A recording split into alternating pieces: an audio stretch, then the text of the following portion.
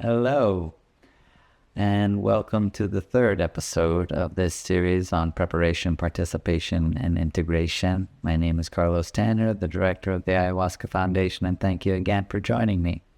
I hope that you enjoyed the first two episodes. We're trying to wrap up the preparation portion of this series, and I want to touch upon what I think is the heart of the preparation process. Now, we've already talked quite a bit about self-awareness, and self-awareness is wonderful as long as you can remember what you are aware of. And so to facilitate that remembering, I do think that at the heart of the preparation process should be journaling, or keeping a record of the insights and the observations that you gain that are specific to your set, to your sensations, your emotions, and your thoughts, or your overall state of being.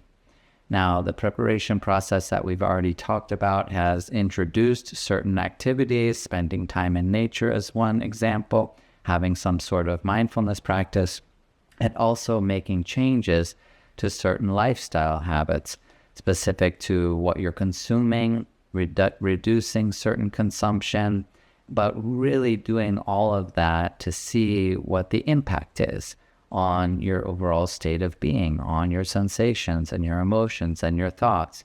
What happens when I reduce my intake of caffeine, for example, or what happens if I stop eating sweets, or what happens if I incorporate a practice of meditation into my daily habits, or what happens if I spend more time in nature.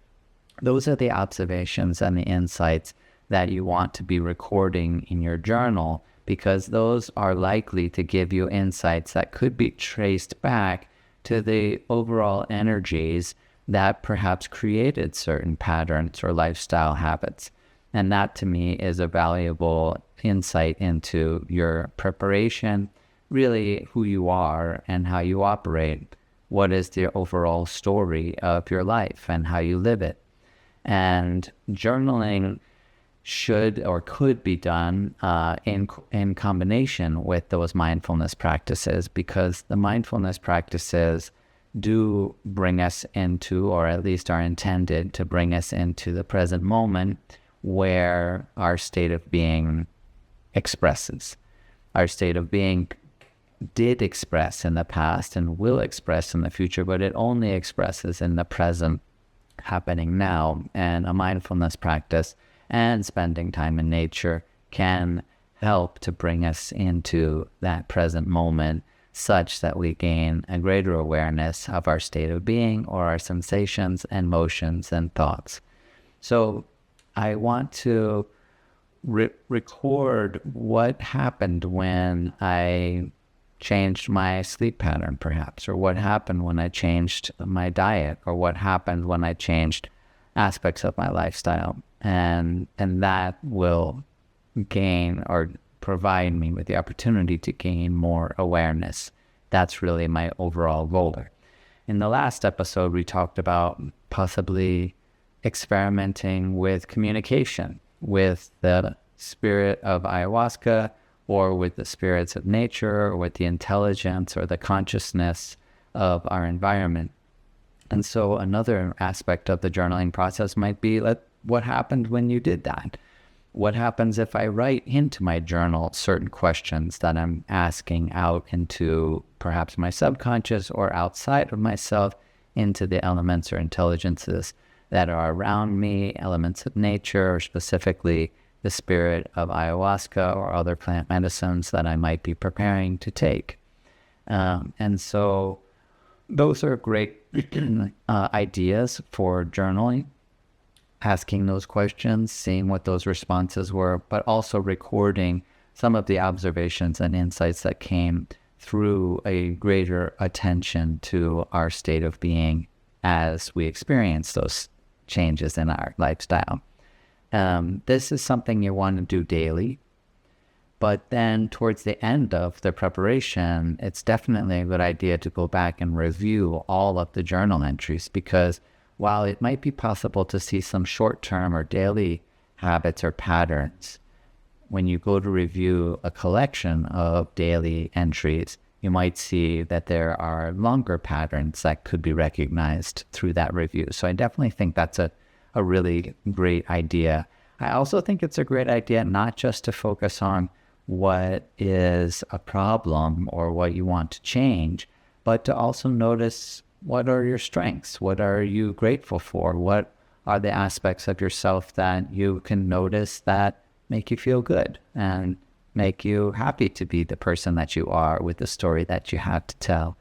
And so I think that it's a good idea to make sure that you journal some positive observations as well as positive memories. Maybe you're always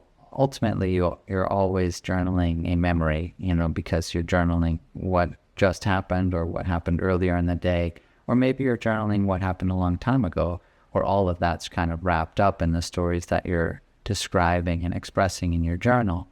But I think that it's a really good idea to make sure to incorporate positive memories that had a positive state of being, where you were in a great place or in a good place. And I think that it's a good idea to keep a record of those memories, almost like a playlist of your favorite music, to form a playlist of some of your favorite memories. Because having easy access to a memory with a positive state of being can be really helpful when you want to use particular techniques like self-regulation or heart coherence. And those are some things that we'll talk about in the next few episodes of this series. So be sure that you're not just focusing on the things that you don't like in your story, or the things that you want to change about the way that you tell the story, or that you've noticed that you don't like in your patterns or habits.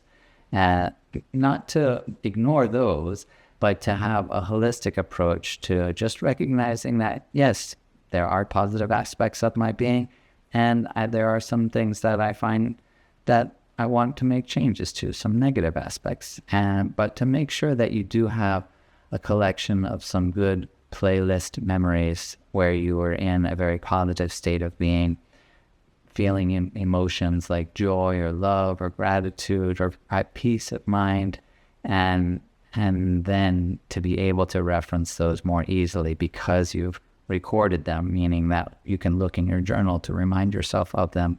But even just the writing process typically puts them at more accessible reach in your mind when you want to reach for a memory, if you need one at the time. At the very end of the preparation process, after you've reviewed all of the journal entries, and this would be maybe the day before you're going to begin the retreat or begin to have the psychedelic experience or whatever it is that you might be preparing for, I think it's a really good idea to try to summarize all of the key insights. That might be in bullet points, or that might be just in a short story, essentially like, this is who I am, this is how I think I came to be this way, this is the states of being that I've observed, this might be my overall state of being, things of that nature. But to write a final summary of your preparation process, and that should be also an expression of your true intention.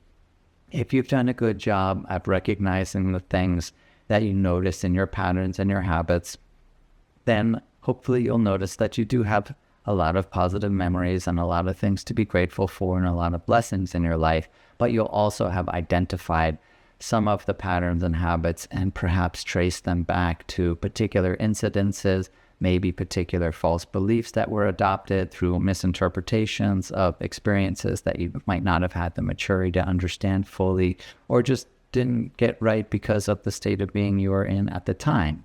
Something about state of being is that it is really the most important aspect of our experience. When you are in a particular energy, you perceive through the lens of that energy, and you interpret into the context of that energy. So if you're in a negative state of being, let's say I'm in a state of fear, for example, well, then the world is much more likely to be perceived by me at that time in that state as a terrifying place.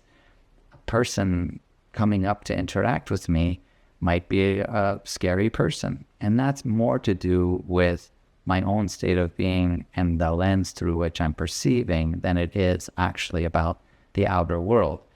And then when I interpret my experiences, I will also interpret them into the context of those energies.